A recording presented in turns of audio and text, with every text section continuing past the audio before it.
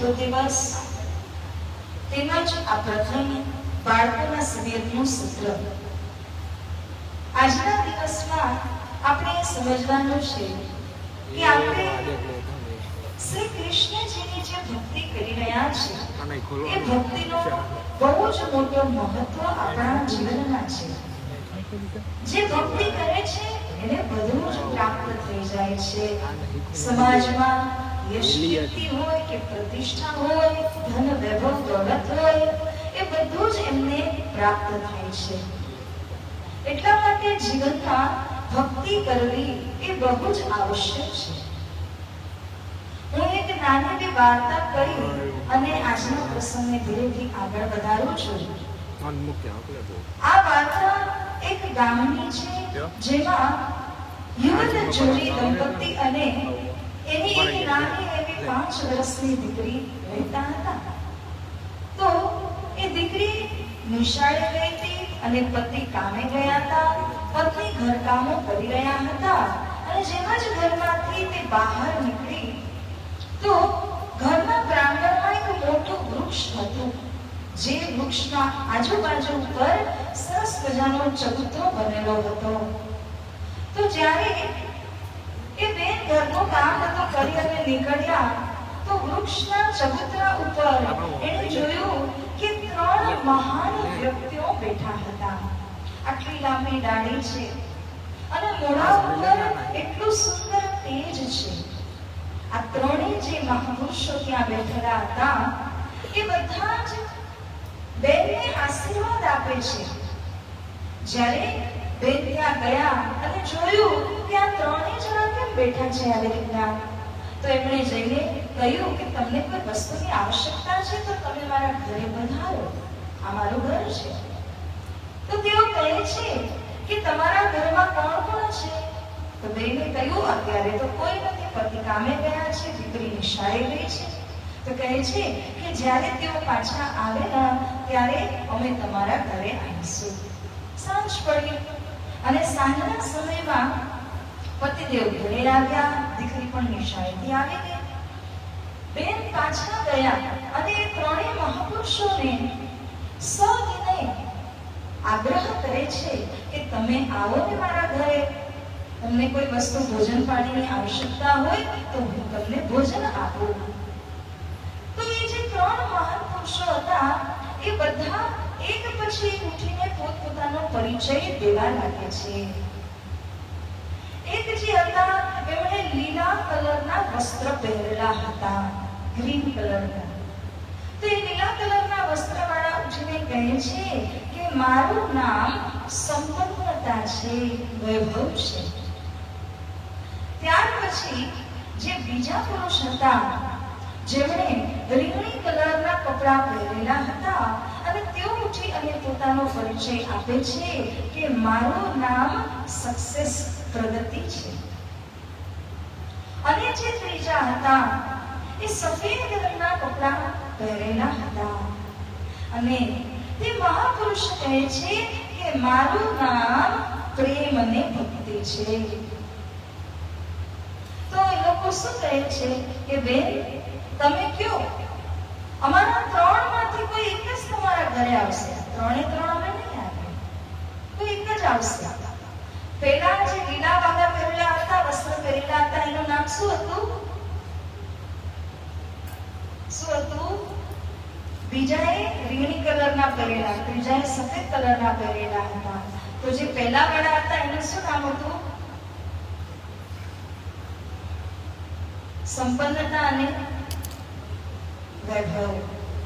સંપન્નતા અને વૈભવ. બીજું જે રીંગણી કલરના વાદા પહેરેલા હતા એનું નામ શું હતું? બોલ બેટા. પ્રગતિ, સક્સેસ. અને ત્રીજું જેમણે સફેદ કલરના વાદા પહેરેલા હતા એનું શું નામ હતું? એનું નામ શું હતું? સફેદ કલરના વાદા જેને પહેર્યા હતા એ બોલો.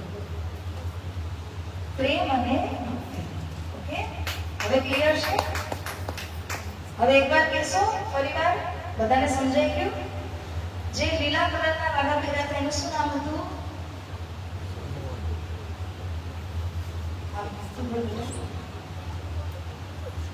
લીલા કલર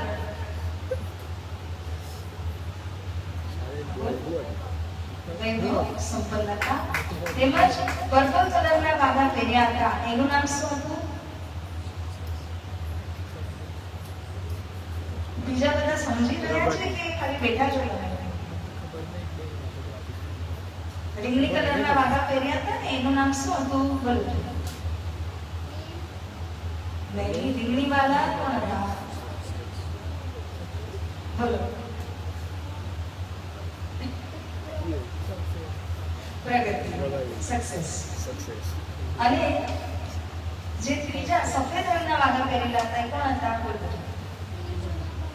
ખૂબ સરસ. પ્રેમ અને તો આવી રીતના જે ત્રણ પુરુષો આવ્યા હતા એ શું કહે છે કે અમારા ત્રણમાંથી કોઈ એક જ આવશે. તો બેન શું કરે છે? એ અંદર ગયા ઘરમાં જઈને પોતાના પતિદેવને આ વાત કરી કે આ ત્રણ મહાપુરુષો બેઠા છે અને તેઓ કહે છે કે અમારા ત્રણમાંથી કોઈ એક જ આવશે. તો તમે કહો આપણે કોને બોલાવીએ? તો પતિ કહે છે કે આપણે એવું કરીએ, જેને લીલા રંગના વાઘા પહેર્યા છે આપણે એમને બોલાવીએ. એટલે કે સક્સેસને બોલાવવાની વાત કરે છે, વૈભવને બોલાવવાની વાત કરે છે. ત્યાર પછી પત્ની વિચાર કરે છે કે નહીં, આપણે શું કરીએ? આપણે સંપન્નતાને બોલાવીએ. કારણ કે ઘરમાં શું જોઈએ? સંપન્નતા હોવી જોઈએ. જ્યારે આ બંને માણસ વાતો કરી જ રહ્યા હતા, પેલી 5 વર્ષની નાની દીકરી માતા પિતાની વાતોને સાંભળી રહી હતી અને એને લાગ્યું કે આપણે આ બંનેને બોલાવીએ, એના કરતા કોને બોલાવવો જોઈએ? ત્રીજા કોણ હતા? પ્રેમ અને ભક્તિ. તો દીકરી કહે છે કે આપણે પ્રેમ અને ભક્તિને બોલાવીએ.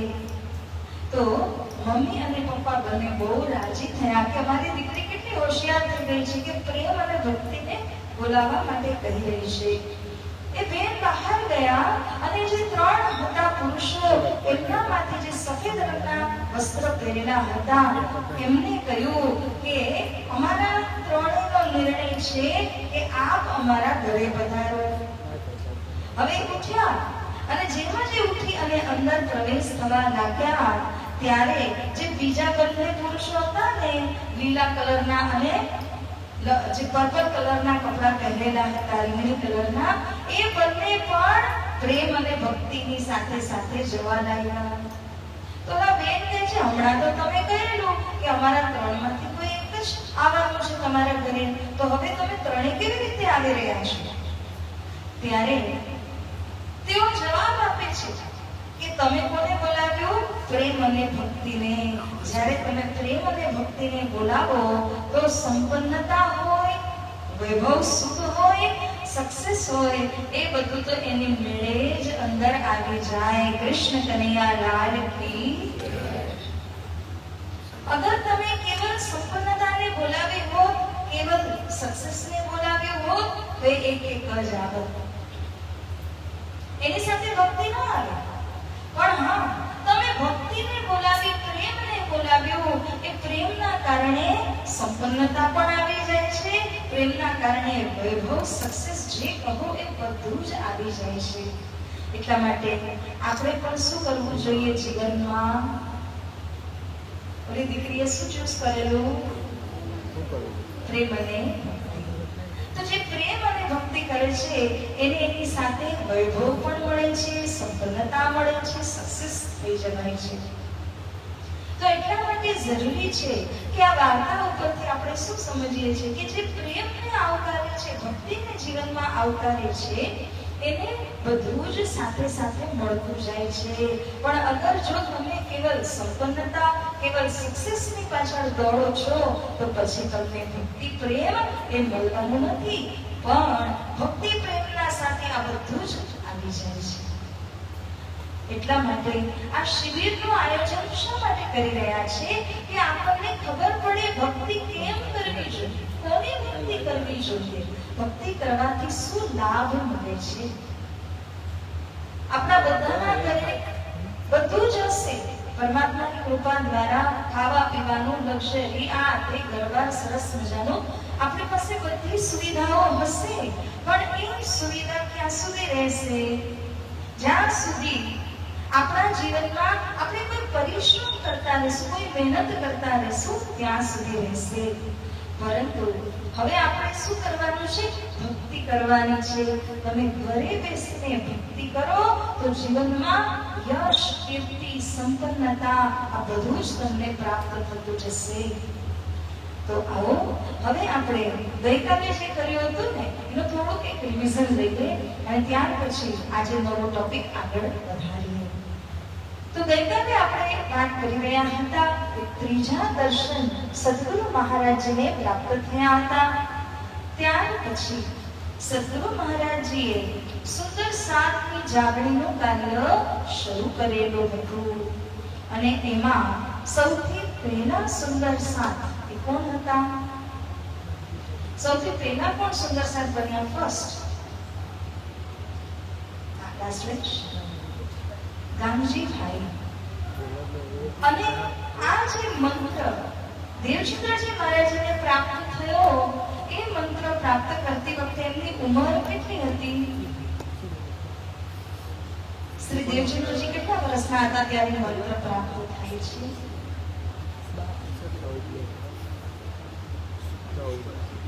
રેડમાં બેટા બોલ. 40. તો શ્રી દેવચંદ્રજીને મંત્ર કોણે આપ્યો? કોણે આપ્યો? બોલ બેટા. શ્રી કૃષ્ણજીએ. અને આ મંત્રમાં કેટલા અક્ષર છે? તો બધા જ બોલો. 16 અક્ષર છે. આ મંત્રનું શું નામ છે? ફર્સ્ટ બેન્ચ બેટા બોલ.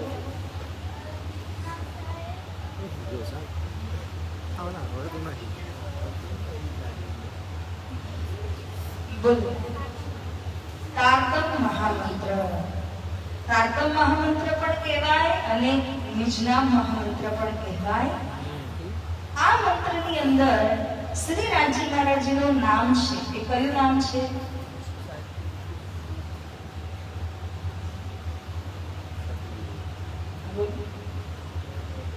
શ્રી કૃષ્ણ નામ છે.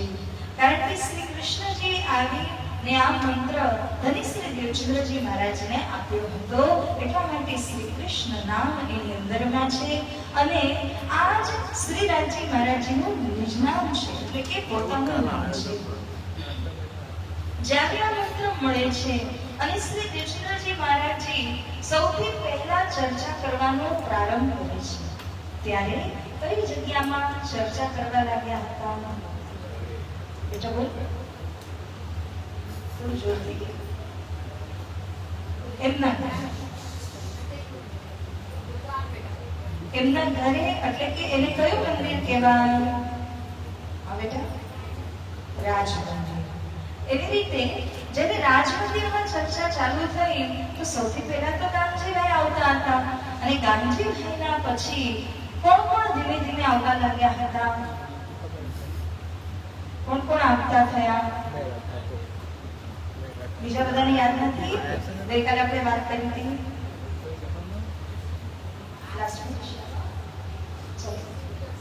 સુંદર સાજી. પણ એમના સર્કલના જે લોકો આવતા હતા ને, એ કોણ કોણ આવતા હતા? બોલ. એમના પરિવારજનો આવ્યા, બરાબર છે. તેમજ બીજા કોણ આવ્યા? આ બેટા મિત્રો આવ્યા. પછી કોણ આવ્યા? હજી પણ કોઈ આવ્યું હતું ને? પરિવારના મિત્રો અને હા વ્યાપારી, જે બિઝનેસ વર્ગના લોકો હતા એમની સાથે જોડાયેલા, એ પણ બધા આવવા લાગ્યા. ધીરે ધીરે ચર્ચાનો જે વિસ્તાર છે એ બહુ જ વધારે થતો ગયો અને રાજમંદિરની જગ્યા પણ નાની પડવા લાગી. ત્યારે ગામજીભાઈએ એમને ક્યાં ચર્ચા કરવાનું આમંત્રણ આપ્યું? આ રાજ મંદિર પછીનું કહેજો. હા, ખ્યાલ આવ્યો ને?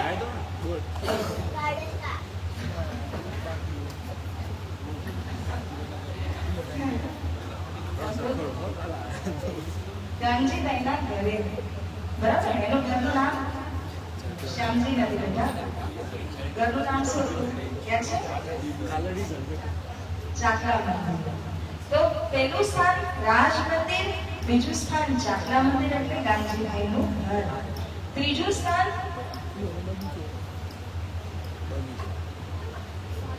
બધા બોલો. બગીચો. બગીચામાં શું હતું? કઈ સુવિધા હતી? કુવા અને પાણીની સુવિધા હતી. સર્વપ્રથમ શ્રી દેવચંદ્રજીએ બગીચામાં શું બનાવ્યું હતું?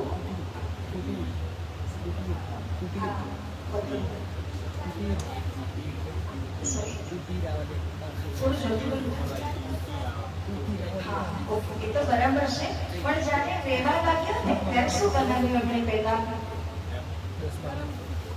પર્ણકુટી. એટલે કે પોતાના માટે રહેવા માટે કે સાધના કરવા, વિશ્રામ કરવા માટે એક નાની એવી ઝૂંપડી તૈયાર કરી જેમાં બેસી શકાય અને મંત્ર જાપ આદિ બધું જ કરી શકાય. એક દિવસ શ્રી દેવચંદ્રજી મહારાજજીએ ભીત ઉપર, દિવાલ ઉપર શેનું ચિત્ર દોરીને બતાવ્યું? પરમધામનો નકશો. એમાં બીજું શું શું દેખાડ્યું? હજી પણ હતું જમનાજી. તેમજ બીજું બોલો તમે લોકો. તમે આ પૂછો કર્યો ને જમનાજી. અને હજી શું હતું? બોલવું છે? પરમધામ અને અક્ષરધામ સામસામે છે. એના વચ્ચે શ્રી જમનાજી નદી વહી રહ્યા છે એનું દ્રશ્ય બતાવ્યું. અને ત્યારબાદ બધા સુંદર સાતના મનમાં શું ઈચ્છા થઈ હતી એને જોઈને? આ બાજુ બધા સુંદર સાજીના મનમાં શું ઈચ્છા થઈ હતી? એ દ્રશ્યને જોઈને, જમનાજીને જોઈને.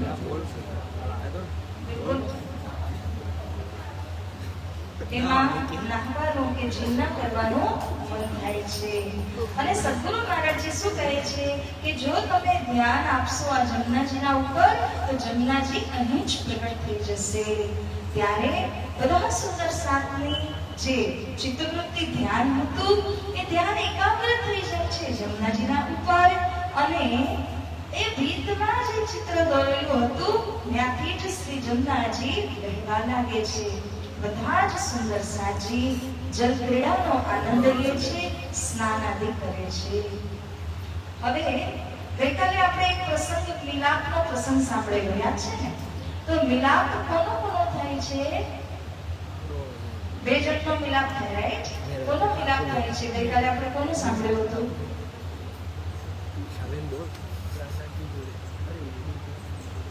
બોલો બોલો.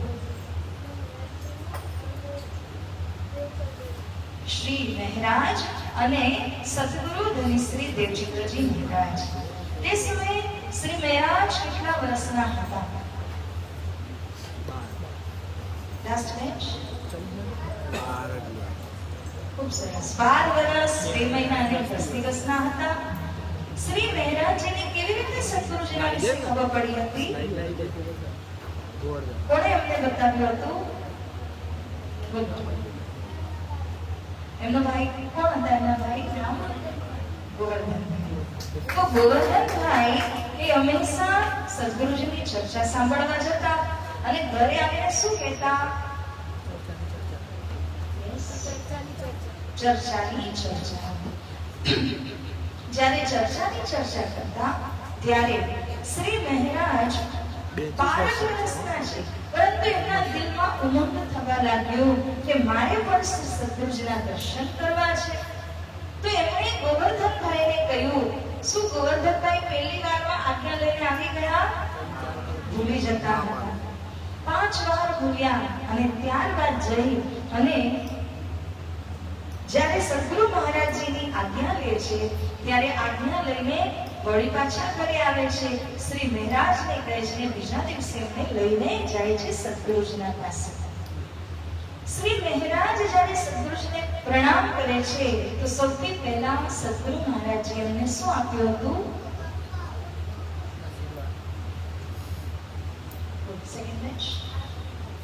આશીર્વાદ આપે છે. પોતાની જે શક્તિ છે શ્રી મહારાજને આપે છે અને શ્રી મહેરાજને ક્યાં બેસાડ્યા હતા? એમણે પોતાના બાજુમાં જ બેસાડી દીધા. આ રીતે શ્રી સદગુરુ સ્વરૂપે પહેચાન કરી, ઓળખી લીધા કે શ્રી મહેરાજ પરમધામના છે કે નહીં છે. તો એમનું પરમધામનું નામ શું બતાવ્યું? પરમધામનું નામ યાદ કરો, બધા યાદ કરો. લાસ્ટ બેન્ચ શ્રી ઇન્દ્રાવતી સખી. તો આવી રીતે શ્રી ઇન્દ્રાવતી સખી એમના પરમધામનું નામ પણ બતાવ્યું.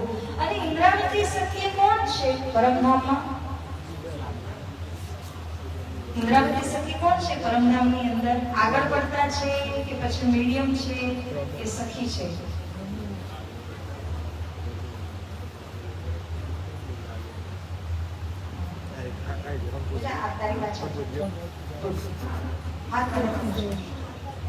ખૂબ જ આગળ પડતા 12,000 સખીઓના લીડર છે ઇન્દ્રાવતી સખી.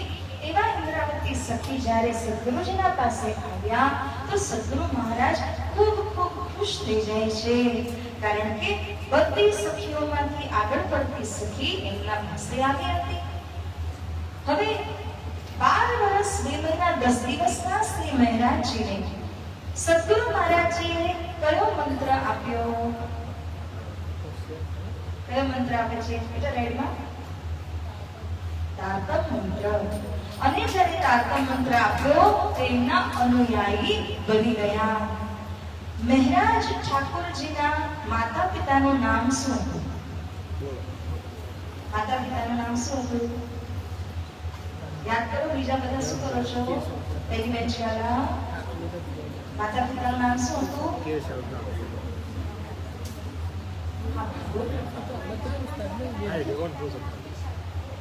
કેશવ ઠાકોરજી.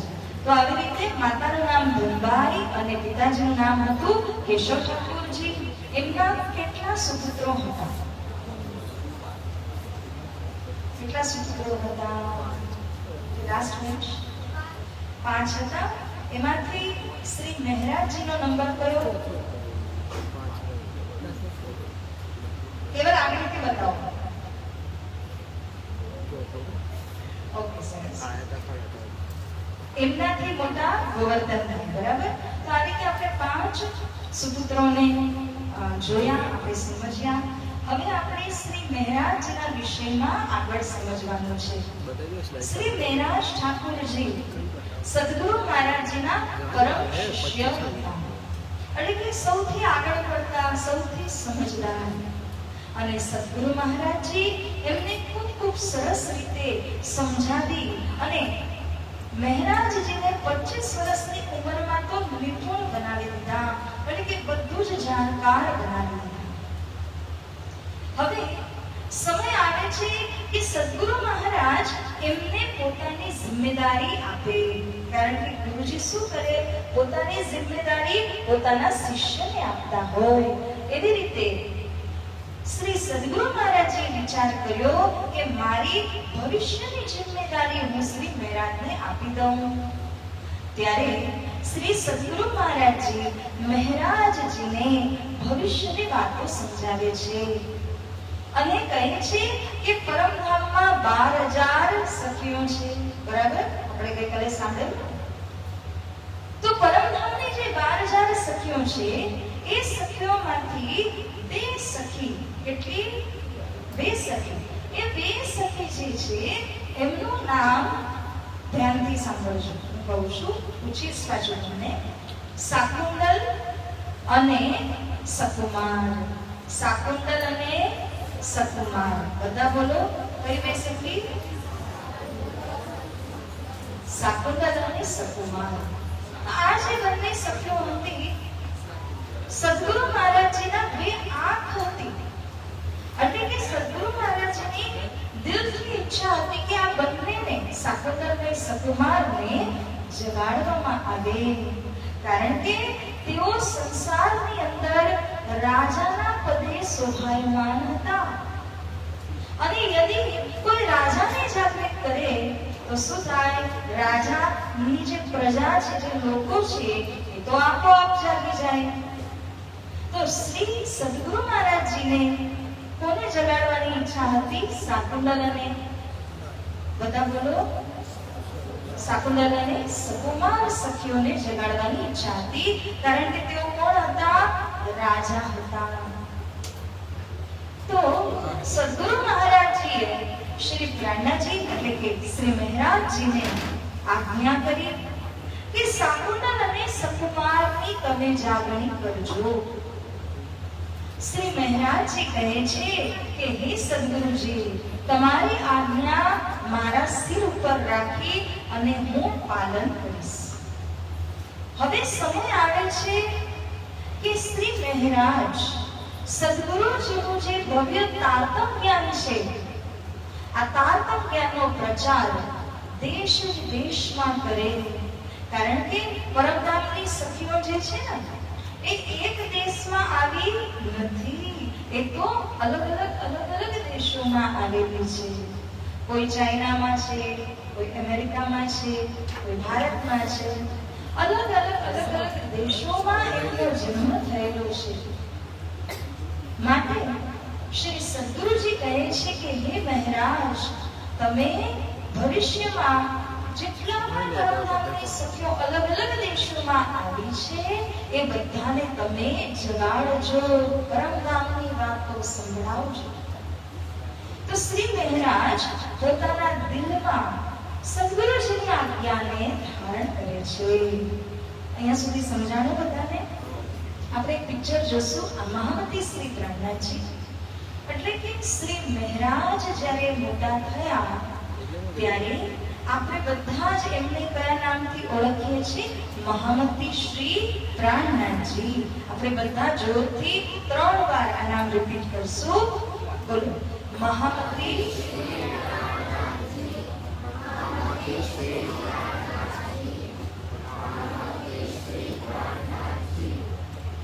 એવું સરસ લાગે છે ને કે તમે નાસ્તો જ નથી કર્યો. કર્યો છે તો થોડું જોરથી કરશો એકવાર. બોલો બધા. મહામતી શ્રી પ્રાણનાથજી. મહામતી શ્રી પ્રાણનાથજી, જેમનું મૂળ નામ કયું હતું? શ્રી મહારાજ.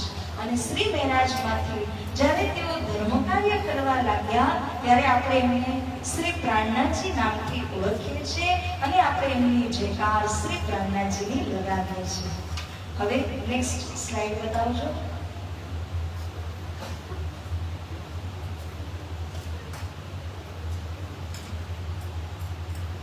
હવે આ ચિત્રની અંદર એમનું જે નાનપણ કેવી રીતે ગયું એમના માતા પિતાની સાથે એનો પરિચય આપ્યો છે. બીજા ભાઈઓ પણ છે અને જે સફેદ રંગના વાઘા પહેરી અને માતા પિતાની વચ્ચે જે ઉભા છે કોણ છે? શ્રી મહારાજ. એમના નાનપણથી લઈને જ તેઓ માતા પિતાથી અત્યંત નિકટ હતા અને માતા પિતાની ખૂબ દ્રષ્ટિ એમના ઉપર હતી. નેક્સ્ટ લઈએ.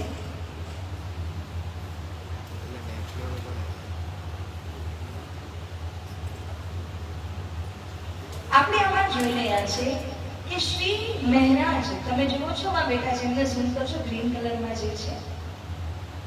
જે ગ્રીન કલરના વાઘા પહેરી અને ઓટલે બેઠા છે શ્રી મહારાજ. એમનું મન કશે લાગતું નથી કે હું રમત ગમત કરું. આટલા મિત્રો, આટલા ભાઈઓ છે, એમના રમી કરી રહ્યા છે, પરંતુ શ્રી મહારાજનો જીવ ક્યાં લાગેલો છે કે મારે ભક્તિ કરવી છે. તો ભક્તિ એમને વિશેષ લાગે છે. નાનપણની ઉંમરથી તેઓ સાત્વિક અને ભક્તિમય સ્વભાવના છે. ત્યાર પછી નેક્સ્ટ આપણે લઈએ છીએ.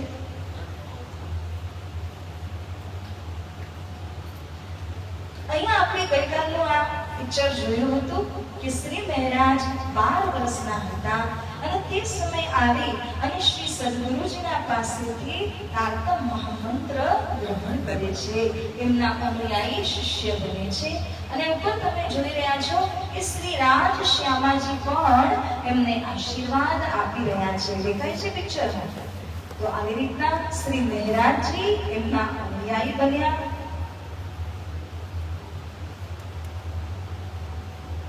નેક્સ્ટ લેજો.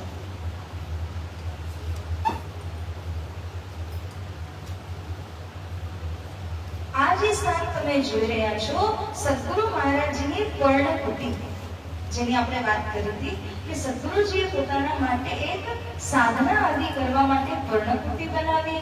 તો આ સદગુરુ મહારાજની પર્ણકુટી છે. હવે આપણે એને નકશાના માધ્યમથી અહીંયા જોઈ રહ્યા છે. આ જે ખુલ્લી જગ્યા છે એમાં સદગુરુ મહારાજજી જતા હોય સાધના વગેરે કરવા માટે, નામ જપ કરવા માટે. પરંતુ શ્રી મહારાજને પણ પોતાની સાથે કેમ લઈ જતા? કારણ કે શ્રી મહારાજને ભવિષ્યની વાતો, શાકુંડલ સકુમાર સખીઓની વાતો અને ભવિષ્યની જિમ્મેદારી સમજાવવાની હતી. એટલા માટે એમને એકાંતમાં લઈને જતા હતા. તો હવે જે મોટાઓ છે ને, તમને ખ્યાલ હશે, આપણે નોતનપુરી ધામમાં પહેલા ગાદીવાડા જોયું છે. આપણે નોતનપુરી ધામમાં જ્યારે તમે અંદર કુવાના હિસ્સામાંથી જે ડોળમાંથી પ્રવેશ થાઓ તો ત્યાં ગાદીવાડા હતા. એ ગાદીવાડા મૂળ સદગુરુ મહારાજની પર્ણકુટી, અને ત્યાર પછી સમયની સાથે એને ગાદીવાડા નામ દેવામાં પણ આવ્યું. અને ત્યારબાદ હવે તો રિનોવેશન પછી અલગ રીતે એને પાછું કંઈક ડિઝાઇન કરવામાં આવશે. તો આ એ સ્થાન છે. નેક્સ્ટ જોઈજો.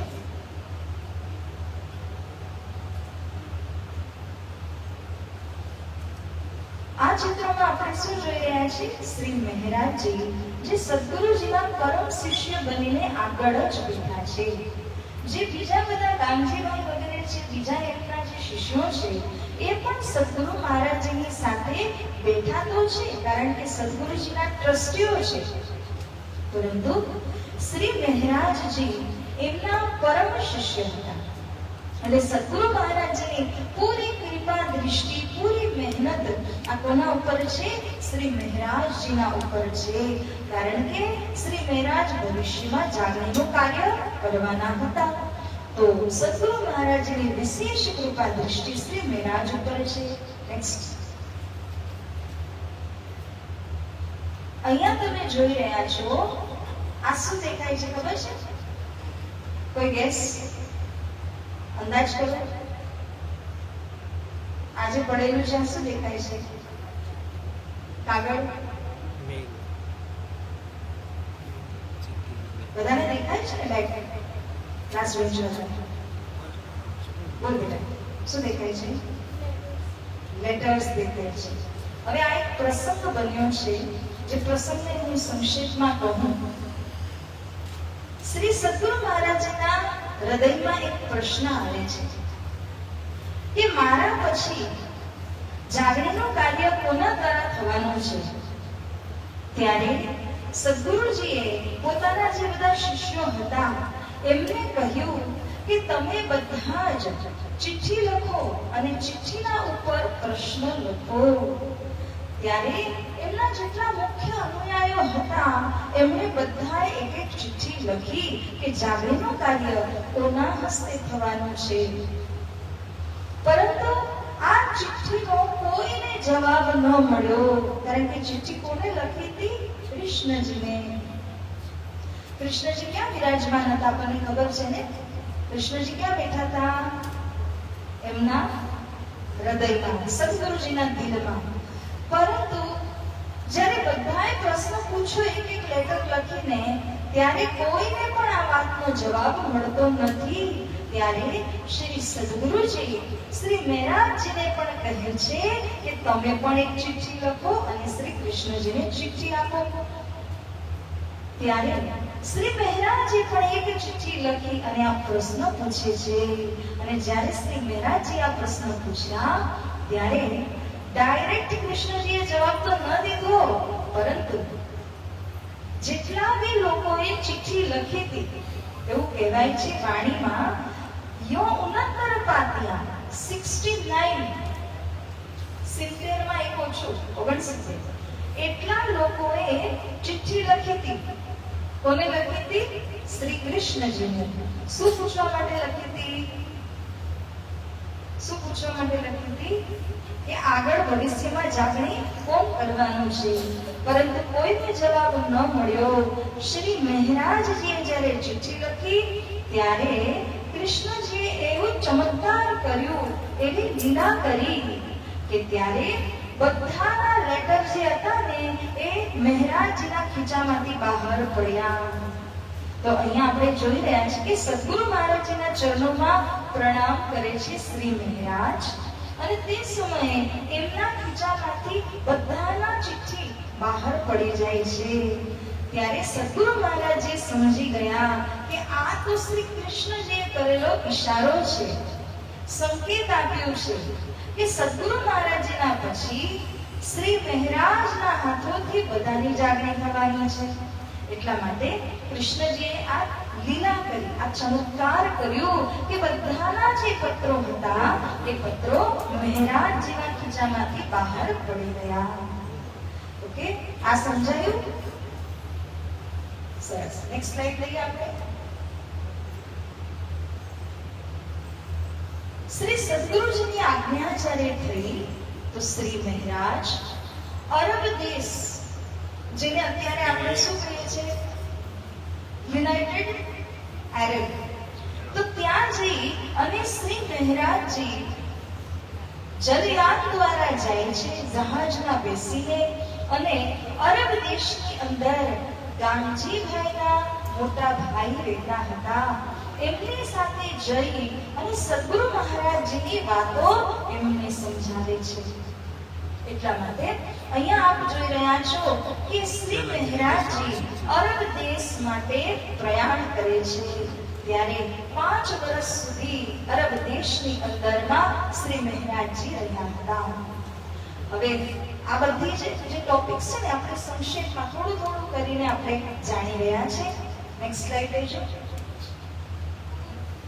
અરબ દેશ જ્યારે જઈ રહ્યા હતા તો આજની જેમ નથી કે અહીંયા ફ્લાઇટમાં બેઠા અને 3, 4, 5 કલાકમાં ત્યાં ઉતરી ગયા. જહાજથી જતા હતા અને 40 દિવસ લાગતા હતા. એ પણ ક્યારે મોસમ અનુકૂળ હોય તો 40 દિવસ, જો મોસમ અનુકૂળ ન હોય તો હજી પણ વધારે સમય લાગી શકતો હતો, અને નાવમાં કેટલાય સમય સુધી અટકી પડતા લોકો. પરંતુ જ્યારે શ્રી મહેરાજજી ત્યાં ગયા તો 40 દિવસ સુધી જહાજમાં બેસીને અરબ દેશ ગયા હતા. તે સમયમાં તમે જોઈ રહ્યા છો કે શ્રી મહેરાજજીને જરા શું કરજો, શ્રી મહેરાજ શું લખી રહ્યા છે? જલયાનમાં બેઠા છે ને તો સમુદ્રમાં જે દેખાઈ રહ્યું છે, મોસમમાં જે ફેરફાર થઈ રહ્યો છે, તેના આધાર પર શ્રી મહેરાજ વાણી લખી રહ્યા હતા.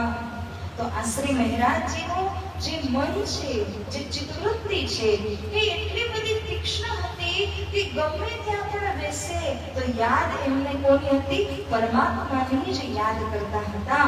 એટલા માટે શ્રી મહેરાજજી જલયાનમાં બેસીને પણ વાણી લખી રહ્યા છે 40 દિવસના પ્રવાસ દરમિયાન. એક હજી સ્લાઇડ નેક્સ્ટ લેજો.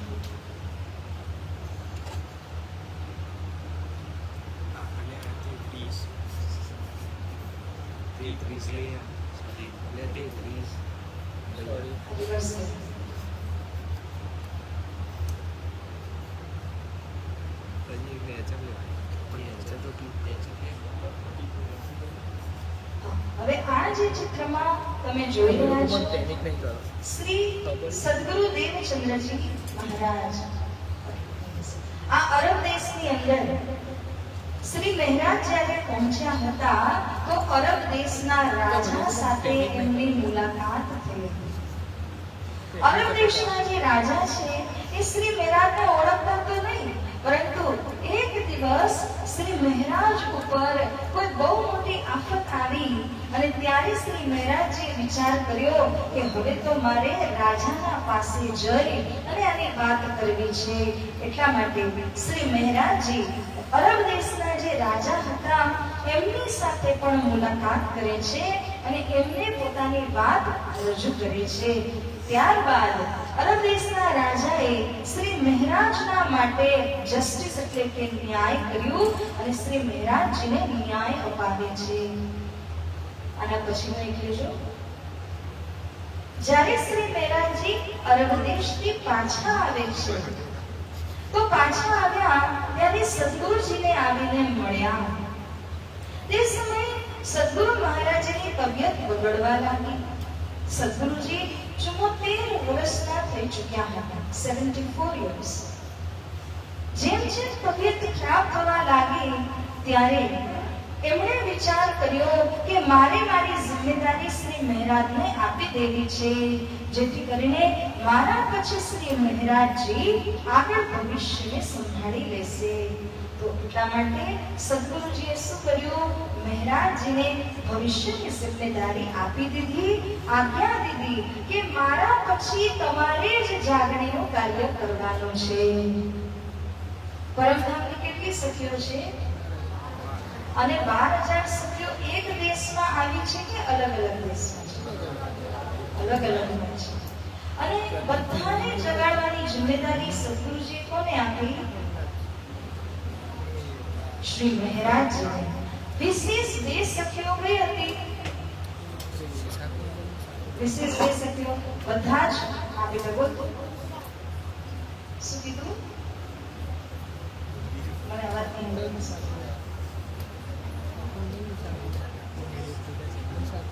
તમને લોકોને સમજાય છે શું છે? શું છે? નિંદ્રા. વિશેષ 2 સખીઓ કઈ હતી? શાકુંતલ અને સકુમાર. આ બંને ઉપર સદગુરુજીની દૃષ્ટિ શા માટે હતી? એ લોકો કોણ હતા? કઈ પદવી પર બેઠા હતા? રાજા હતા. તો રાજાને જગાડવાથી શું ફાયદો થાય? કોઈ રાજાને જગાડે એનાથી શું ફાયદો થાય? એના રાજાની પ્રજા શું થઈ જાય? એ પણ જાગી જાય, એને પણ જ્ઞાન થઈ જાય. એટલા માટે સદગુરુ મહારાજને જોતું હતું કે આ બંને શાકુંતલ અને સકુમારને જાગૃત કરવામાં આવે. તો સદગુરુજીએ કોને આ જિમ્મેદારી આપી એમને જગાડવા માટે? કોને આપી? બધા બોલો. શ્રી મહારાજજીને જિમ્મેદારી આપી. આપણે ઓલું જે જલિયાનવાળી જે સ્લાઇડ હતી એનાથી વાત કરીશ. શ્રી મહારાજજી ક્યાં જઈ રહ્યા છે? ક્યાં જઈ રહ્યા છે? અરબ દેશમાં. અરબ દેશ જવા માટે કેટલો સમય લાગતો હતો?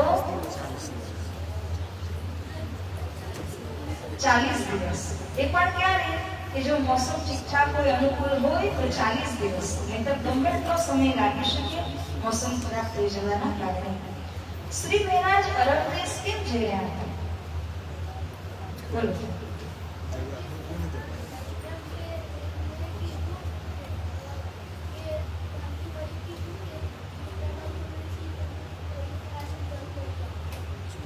ગાંધીભાઈના મોટા ભાઈ કોણ હતા? ખેતાભાઈ. તો ખેતાભાઈ ક્યાં રહેતા હતા? અરબ દેશમાં. શ્રી મહારાજ અરબ દેશ કોના માટે ગયા હતા? કયા ભાઈ માટે? એમના મોટા ભાઈ કયા? ખેતાભાઈ. હે ને? તો ખેતાભાઈ જે અરબ દેશમાં હતા એમના માટે થઈને શ્રી મહારાજજી અરબ દેશ ગયા હતા, એમને જગાડવા માટે. તેમજ હવે આનાથી નેક્સ્ટ એક સ્લાઇડ આપજો. શ્રી મહારાજજી શું લખી રહ્યા હતા? શું લખે છે? બરાબર છે, બોલો. વાણી લખી રહ્યા હતા. કારણ કે સમુદ્ર યાત્રાના વચ્ચે ખૂબ અભિત ગહેરું જલ છે અને એ જલના વચ્ચે એટલી બધી તરંગો ઉઠે છે. મોસમ ક્યારે સારું ખરાબ બધું થતું હોય, એના આધાર પર શ્રી પ્રાણનાજી શ્રી મહારાજજી વાણી લખી રહ્યા હતા. અને મોટાઓ જે વાણી આપણે વાંચતા હશે તમને ખ્યાલ હશે, કિરંતનમાં પુરાના કિરંતનની અંદર જે હુક્કાનું પ્રકરણ આવે છે એ આ જ સમયમાં અવતરિત થયેલું છે. તેમજ પુરાના કિરંતનના અમુક બીજા પ્રકરણો એ જામનગરની મજલના છે, એની ઉપર પછી વાત કરશું આપણે. પણ આ હુક્કાનું પ્રકરણ જે છે ને એ આ સમયમાં અવતરિત થયેલું છે. એક સ્લાઇડ હજી રિવર્સ આગળ. શ્રી મહારાજજીના પોકેટમાંથી કેટલી ચીઠી બહાર આવી?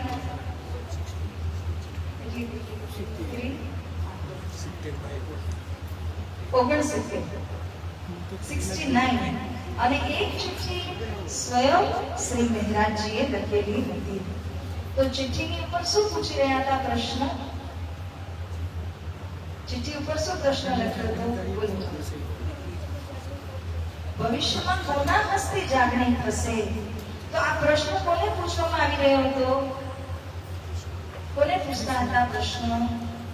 યસ, શ્રી કૃષ્ણજીને પૂછી રહ્યા હતા. તો આવી રીતે શ્રી મહારાજજીના ખીચામાંથી જ્યારે ચિઠ્ઠીઓ બહાર પડી ત્યારે સદગુરુ મહારાજને શું સંકેત મળે છે આના દ્વારા? સદગુરુજી શું સમજ્યા હતા? બોલો, ટ્રાય કર. ભવિષ્યમાં શ્રી મહારાજ દ્વારા જ જાગણી થશે આ વાત સદગુરુ મહારાજજી સમજી ચૂક્યા હતા. અને એટલા માટે શ્રી મહારાજજીને ખૂબ જ ઇમ્પોર્ટન્સ આપીને, મહત્વ દઈને શ્રી સદગુરુ મહારાજજી એમને વધારેમાં વધારે ગહેરાઈમાં વાતોને સમજાવી રહ્યા હતા. તો આ થઈ મહારાજજીની જાગણી યાત્રા. પોતે કઈ રીતે જાગૃત થયા? જ્યારે શ્રી મહારાજજી 25 વર્ષના થયા, ધ્યાનથી સાંભળજો, જ્યારે શ્રી મહારાજજી 25 વર્ષના થયા તે સમયે સદગુરુજીએ આપેલું જેટલું બી જ્ઞાન હતું તારતમ્યનું, એ જ્ઞાનમાં બી નિપુણ બની ગયા. એવી રીતે આપણે જે ડોક્ટર બનતા હોય, ટીચર, એન્જિનિયર કે પણ બનતા હોય, એમાં જ શ્રી મહારાજજી મંત્રી બન્યા હતા. કારણ કે જામનગરના રાજાના મંત્રી પદ માટે એમણે નિવેદન ચડાવેલું. તો મંત્રી નું જે પદ છે એ પ્રાપ્ત કરવાનું જે કંઈ પણ શિક્ષણ હોય એ બધું શ્રી મહારાજજી જોડે હતું અને પ્રાપ્ત કરેલું હતું. તો 25 વર્ષની ઉંમરમાં શ્રી મહારાજજી મંત્રી પદ માટે પણ સક્ષમ બની ગયા અને સદગુરુજીનું જે તારતમ છે એ તારતમ જ્ઞાનમાં પણ નિપુણ બની ગયા. બંને બાજુ નિપુણ થઈ ચૂક્યા હતા. હવે સદગુરુ મહારાજજી, આપણે જે આના પછી 2-3 ચિત્ર છોડીને સદગુરુ જે સુતા હતા એ ચિત્ર બતાવજો. સદગુરુ મહારાજજી જ્યારે કેટલા વર્ષના થયા અને એમની જિમ્મેદારી મહારાજજીને આપી દીધી? બોલો, 74 વર્ષના. એ સમયે સદગુરુજીનું સ્વાસ્થ્ય જે છે એ ધીમે ધીમે ઘટતું ગયું, બીમાર થતા ગયા. એમને લાગ્યું કે હવે હું વધારે રહી નહીં શકું, એટલા માટે જિમ્મેદારી ભવિષ્યની શ્રી મહારાજજીને એમણે આપી દીધી. અને મહારાજજીને કહ્યું કે મારા પછી તમારે બધાની જાગણી કરવાની છે. ત્યાં સુધી સમજાઈ ગયું છે ને બધાને? સરસથી. ઓકે, તો હવે એક સ્લાઇડ નેક્સ્ટ લઈએ આપણે. અહીંયા આ ચિત્રમાં બહુ જ મુખ્ય વાત છે. આ ચિત્રની અંદર આપણે જોઈ રહ્યા છે કે શ્રી મહારાજજી એમને આશીર્વાદ કોનો મળે છે? શ્રી રાશ્યામાજીનો. અને રાશ્યામાજીનો જ્યારે આશીર્વાદ મળે છે તો શ્યામાજી મહારાણીજી, કોણ? શ્યામાજી મહારાણીજી એમના હૃદયમાં બેસી અને વાણી ગાવા લાગે છે. આ પ્રસંગ હું તમને થોડો સંક્ષેપમાં કહેવા જાઉં છું, તો બધા ધ્યાનથી સાંભળો. એકવાર જયકાર લગાડશો અને ત્યાર પછી આ પ્રસંગને આગળ વધારશો. બોલો શ્રી કૃષ્ણ કનૈયાલાલ કી, શ્રી સદગુરુ મહારાજ કી, શ્રી પ્રાણનાથ પ્યારે કી, બોલ બોલ કંજે ગાલે કી. આ પ્રસંગ એવો છે કે શ્રી મહારાજજી એક બહુ મોટો મેળો કરવા જઈ રહ્યા હતા. મેળો એટલે શું? જેવી રીતે આપણે પારાયણ કરીએ, ભંડારો કરીએ, આવતીકાલે આપણો શિબિર પૂરું થશે તો શિબિરના અંતિમ દિવસમાં શું કરશું? ભંડારો. ભંડારામાં સૌ કોઈ પ્રસાદી લેશું. એવી રીતે શ્રી સદગુરુ મહારાજજી જ્યારે પરમધામ પધાર્યા, ક્યાં પધાર્યા? પરમધામ પધાર્યા. ત્યારે શ્રી સદગુરુજીના નામથી શ્રી મહારાજજીએ વિચાર કર્યો કે મારે સુંદર સાપને બોલાવીને મેળો કરવો છે. તો મેળા કરવાની ચેષ્ટા તો હતી, પરંતુ કોઈ કારણસર વિઘ્ન પડ્યું. તેમજ શ્રી મહારાજ તેમજ એમના એક મોટા ભાઈ અને એક નાના ભાઈ, આ ત્રણ જણોને, ત્રણ ભાઈઓને નજર કેદમાં નાખી દીધા હતા. કોણે નાખ્યા? જામનગરના રાજાએ. તો નજર કેદમાં આ જે તમે સ્થાન જોઈ રહ્યા છો કે શ્રી મહેરાજજી નજર કેદમાં હતા. તે સમયે દિલથી તેઓ ભક્તિ કરે છે, દિલથી રાષ્ટ્રમાજીને યાદ કરે છે. અને જ્યારે આવી રીતના યાદ કર્યું તો રાષ્ટ્રમાજીની અસીમ કૃપા એમના ઉપર થઈ અને આ કૃપા દ્વારા શ્રી મહેરાજજીના દિલમાં શ્યામાજી બેઠા અને વાણી ગાવા લાગ્યા. તો જ્યારે વાણી ગાવા લાગ્યા એ સમયે પહેલી વાર જ્યારે વાણી ઉતરી તો એમના સાથે એમના ભાઈ હતા, બરાબર? એક મોટા એક નાના ભાઈ હતા.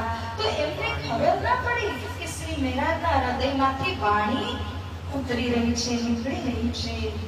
તો ત્યારે જેટલું પણ કોઈ સામાન નહીં, કોઈ ચોક નહીં, કોઈ પેન નહીં, કશું જ નહીં, લખે તો ક્યાં લખે? ત્યારે એમના પાસે કોલસો, કોલ કહેવાય ને, ચારકોલ હતો.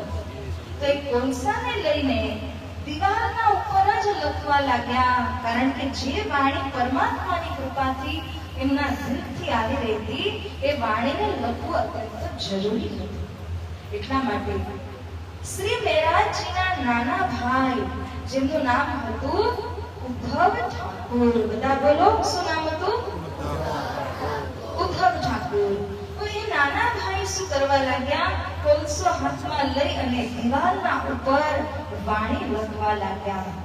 આ પહેલી વાર આવું થયું કે ખબર ન હતી, કોઈ તૈયારી ન હતી, એટલા માટે આ કરવું પડ્યું. પરંતુ જેમ જેમ ખબર પડી કે પરમાત્માની કૃપા શ્રી મહેરાજજીના ઉપર છે, ત્યારે બધી તૈયારી સાથે કલમ છે, પુસ્તક છે, એને લઈ અને વાણીને લખતા ગયા.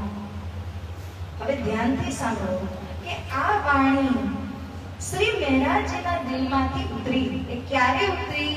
સાંભળજો. હા, સદગુરુ મહારાજજી, આપણે કહ્યું કે પરમધામ ગયા, પરંતુ સદગુરુ મહારાજજી શ્રી મહેરાજજીના દિલમાં જઈને વિરાજમાન થઈ ગયા. સદગુરુ મહારાજજી ક્યાં બેઠા? શ્રી મહેરાજજીના દિલમાં જઈને વિરાજમાન થઈ ગયા. ત્યારે શ્રી મહેરાજજીના દિલમાંથી વાણી ઉતરવા લાગી, વાણી કહેવા લાગ્યા. આ રીતે કરતા કરતા એક ચોપાઈ, બે ચોપાઈ, 3, 4, 5, 100 આ તે કરતા કરતા હજારો ચોપાઈ શ્રી મહેરાજજીના મુખારવિંદમાંથી પ્રગટ થઈ છે. પરંતુ એક વારમાં નથી થઈ, વર્ષોના સમય દરમિયાન અલગ અલગ પ્રસંગો જ્યારે બનતા ગયા તો અલગ અલગ પ્રસંગની વાણી તે અવતરિત થતી ગઈ. હવે આ વાતને સમજજો કે આપણો જે ગ્રંથ છે, આપણે આપણો ધર્મગ્રંથ જોયું છે ઘરમાં, મંદિરમાં. આપણો જે ધર્મગ્રંથ છે એની અંદર આ વાણી ઉતરીને એ વાણી લખેલી છે. આપણા ધર્મગ્રંથનું નામ શ્રી તારતમ સાગર છે. અને તારતમ સાગરની અંદર કેટલી ચોપાઈઓ છે ખબર છે? કુલ કેટલી ચોપાઈઓ તારતમ સાગરમાં છે?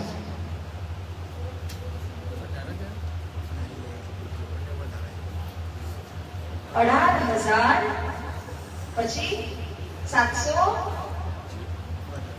18,758. બધા બોલો 18,758. તો આ બધી જે ચોપાઈ આપણા તારતમ સાગર, આપણા ધર્મગ્રંથની અંદરમાં છે. અને આ જે તારતમ સાગર છે એનું વિભાજન 14 પુસ્તકોમાં થયેલું છે. કેટલી? 14 પુસ્તકોમાં. આપણે ગઈ શિબિરની અંદર એ 14 ગ્રંથો, 14 પુસ્તકોનું નામ પણ આપણે સમજેલા હતા. આપણે એને ફરીવાર એકવાર રિવિઝનમાં લઈશું. શ્રી રાસ ગ્રંથ, શ્રી પ્રકાશ ગ્રંથ, એવી રીતે કરીને જે 14 ગ્રંથ છે એ 14 ગ્રંથના નામ આપણે તૈયાર કરવાના છે. પરંતુ એથી પહેલા આપણે થોડુંક આ બાબતમાં રિવિઝન કરીએ કે આપણા ધર્મ ગ્રંથનું નામ શું? કરવાનું, બધાએ જ બોલવાનું છે. આપણા ધર્મગ્રંથનું નામ શું? બોલો ને બધા.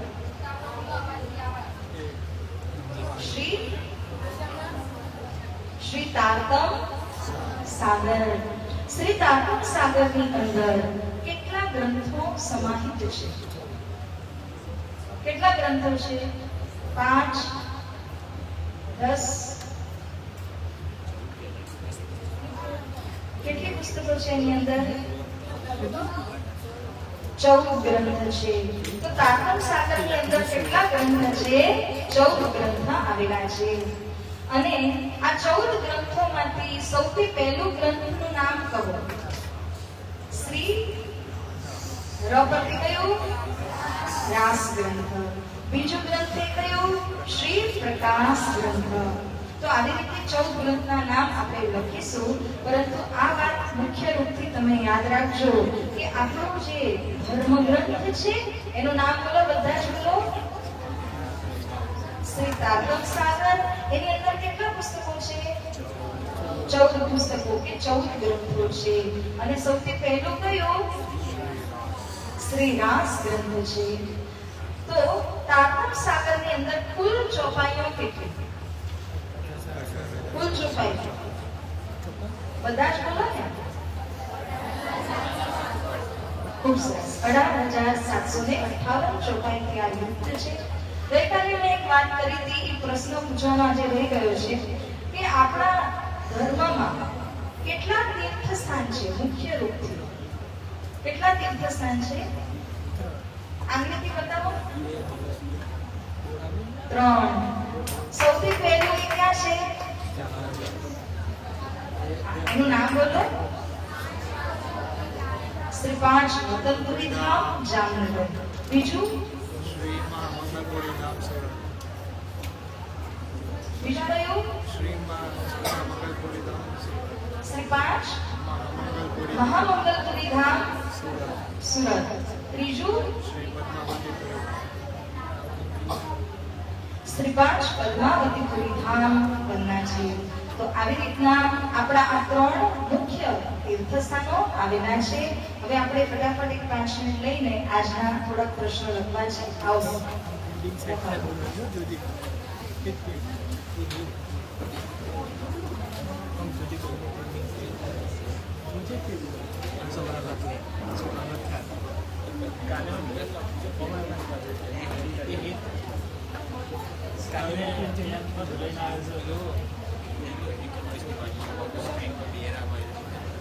પ્રશ્ન પેલો.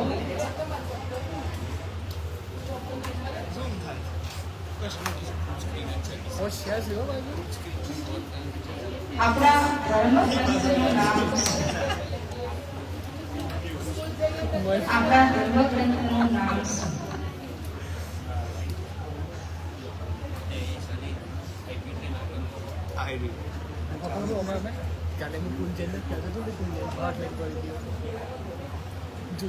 આપણા ધર્મગ્રંથનું નામ શું?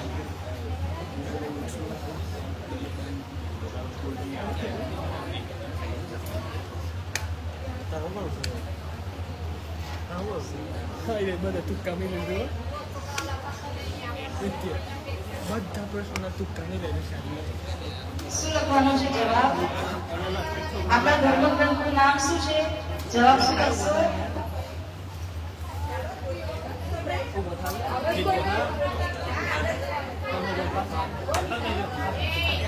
શ્રી તારતમ સાગર.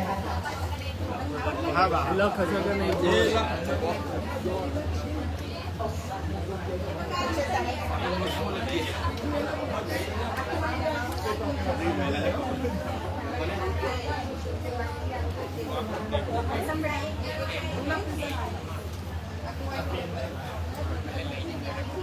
આગળ આવી બેટા, ના દેખાતું હોય.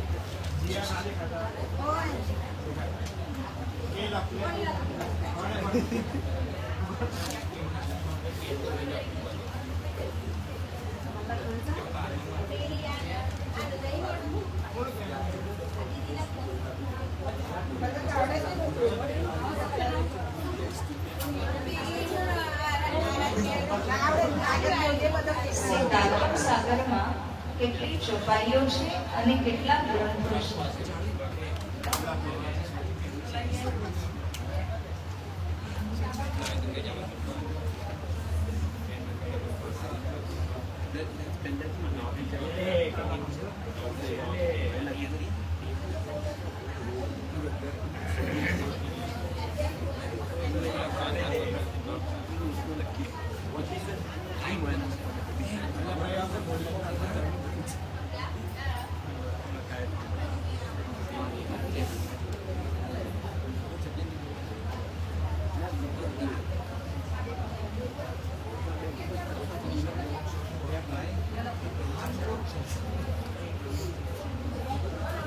સાતમ સાગરમાં 758 ચોપાઈ અને 14 ગ્રંથો.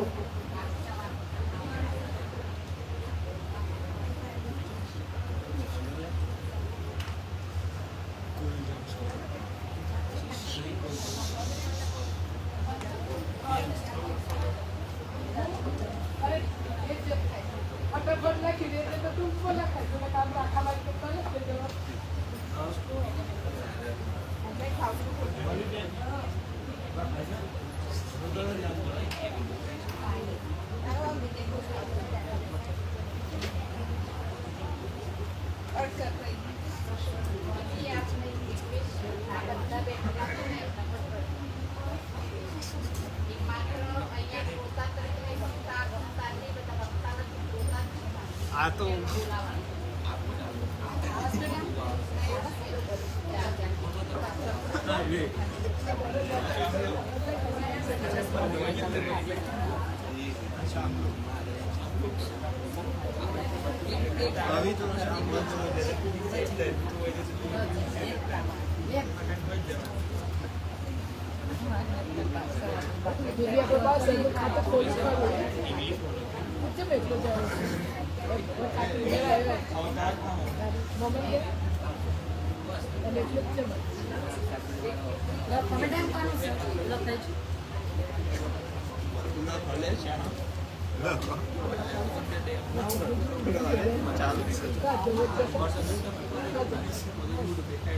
ત્રીજો પ્રશ્ન. વાણી ક્યાં પ્રગટ થઈ હતી? વાણી ક્યાં પ્રગટ થઈ હતી?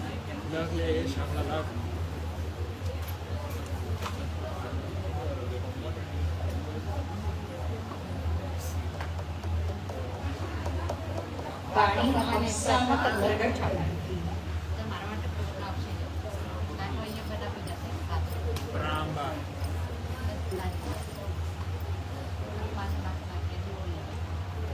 આ પેલો આ તો કશું કરતો જ નહીં કશું ફોન જ જોવો ફોન જ જોવો સારું વાણી પ્રગટ હંસામાં.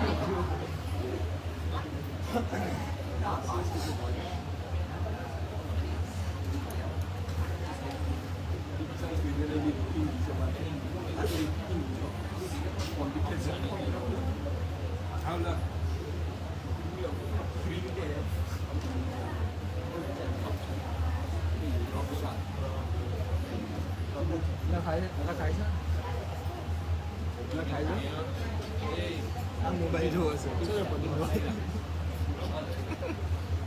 ચોથો પ્રશ્ન. વાણીના પહેલા અને બીજા ગ્રંથ કયા? વાણીના પહેલા અને બીજા ગ્રંથ કયા? સારી લગ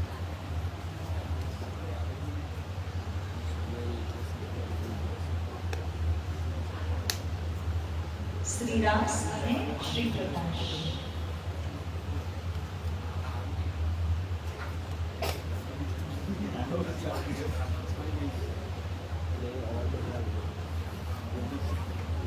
ચાલુ થઈ ગયો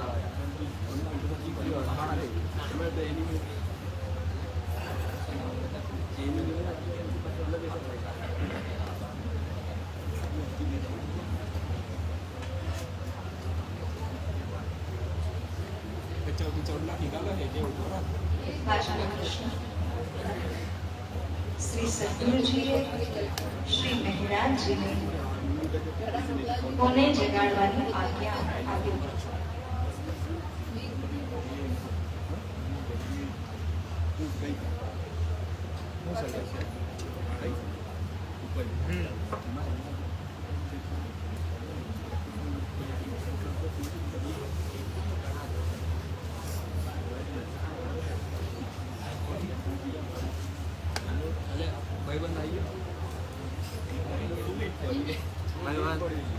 Đều xuống dây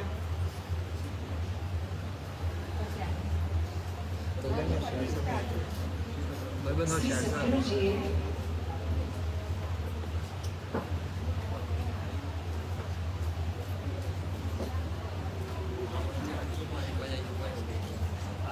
Shri સદગુરુજીએ Shri મહેરાજને સાકુંડલ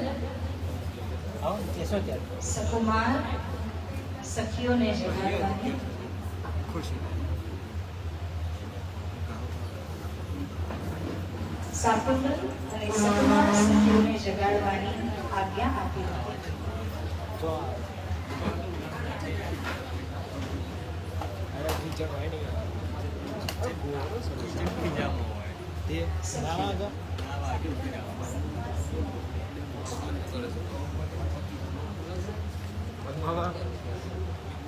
game của nó mà sao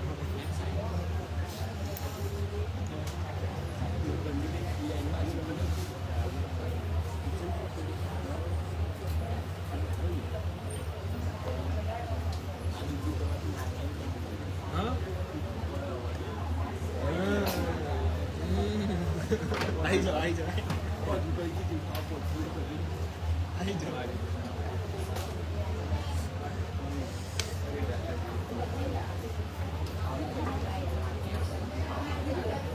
બહેનો જરા નાના બાળકોની મદદ કરજો ઝડપથી લખવામાં. કાલે જ આવે શનિ માનતો શનિવાર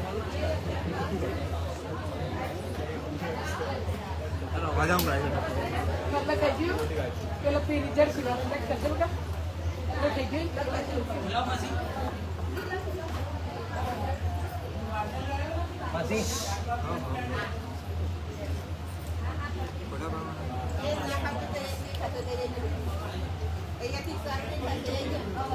Ella